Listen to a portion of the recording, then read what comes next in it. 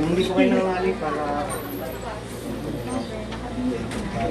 lahat ng kasalanan na naisip mo, lahat ng mga nagawa mo sa Panginoon, ano mo na sa Kanya, isuko. Buhay mo, Panginoon, lumalapit kami sa iyo sa oras na ito. Nandito po si Sister Daisy sumandang. At alam niyo po ang desisyon na gagawin niya sa oras na ito. Hindi po siya napilitan, kundi ito'y sarili niyang desisyon dahil naintindihan niya na ito'y kailangan sa kaligtasan ng kanya pong kaluluwa. Sa oras na ito, lumalapit kami sa iyo. Nagpapasalamat at hallelujah. Lumalapit sa iyo sa oras na ito. Alam namin na marami kaming pagkukulang, pagkakasala na nagawa laban sa iyo, Panginoon. Ngunit sinabi mo sa iyong mga salita na kung kami ay magsisi, hallelujah, at magpabautismo sa tubig sa pangalan ng Panginoon Jesus, ay igagawad mo ang kapatawaran, igagawad mo ang paglilinis sa aming pong mga kasalanan. Kaya sa oras na ito, nandito po si Sister Desiree sumandang, at ikaw po ay nais niya pong tanggapin sa kanyang buhay at talikuran ng kanya pong makasalanang pamumuhay.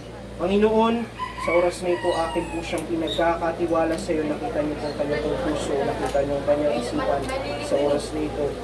Salamat sa iyo, Panginoon. Sa iyo po, tutula po kayo. Para mailubog po kayo sa site na ito.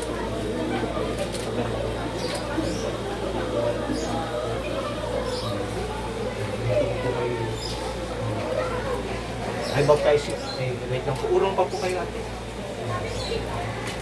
Takpan yung I baptize in the name of Jesus Christ for the remission of sins, and we shall receive the gift of the Holy Ghost. Sige, tayo po kayo. Praise God! Hallelujah. Tapos pray po ulit tayo. Kung naramdaman yung magpasalamat sa Panginoon kasi patawad na kayo sa lahat ng kasalanan.